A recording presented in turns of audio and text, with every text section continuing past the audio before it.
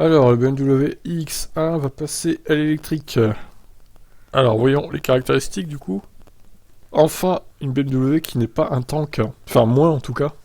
Donc, il n'y a pas les dimensions sur cet article, mais je les ai trouvées ailleurs, donc je vais vous donner ça après. Donc, l'IX1 dispose d'un moteur par train de roues délivrant un total jusqu'à 313 chevaux via un boost temporaire et 494 Nm. 0 à 100 5 secondes 7, Vmax 180 km/h. La batterie 64,7 kWh, comme le duo Kona et Niro.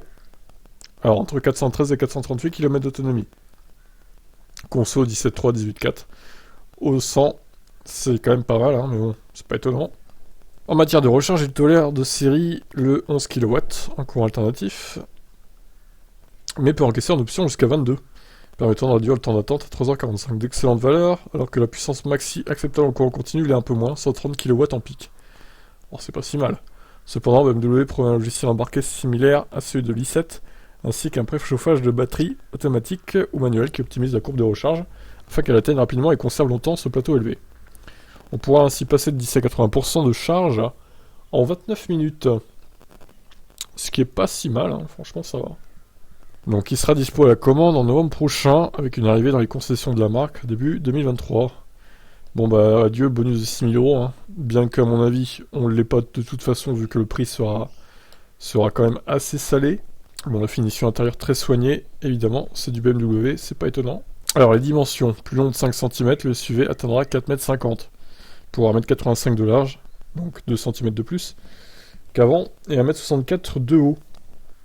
Voilà donc pour les dimensions de ce SUV, bon qui est pas immense, hein, ça va. Pas d'infos sur le coffre a priori. Faudra attendre un petit peu. Je vais quand même taper coffre. Ah bah si, c'est bon, on l'a. Le X100 augmente son volume de coffre de 35 litres et offre 540 litres sur le modèle thermique. Les versions électriques et hybrides passent à 490 litres. 490 litres donc. Oh, ça va, c'est pas trop dégueu. C'est pas trop mal. Alors du coup, les prix. Les prix c'est que pour le thermique. Hein. Malheureusement, les prix, bon, on les sait pas, donc voilà. Faut oublier le bonus maxi, hein. Je pense que ça sera en dessous des 60 000, c'est sûr. Peut-être 40, 48, 50, quoi, pour la version de base. Hors bonus, je parle, évidemment. Même si, du coup, il y a peu trop de bonus à cette grille tarifaire. Après, voilà, bon, c'est pas un mammouth. C'est un véhicule, on va dire, entre guillemets, raisonnable, pour une fois. Donc, il faut le noter. Il est pas trop mal. J'aime bien. Pour un BMW SUV, ça va, c'est pas trop mal. Bon, vous en pensez quoi, vous? Ciao, ciao.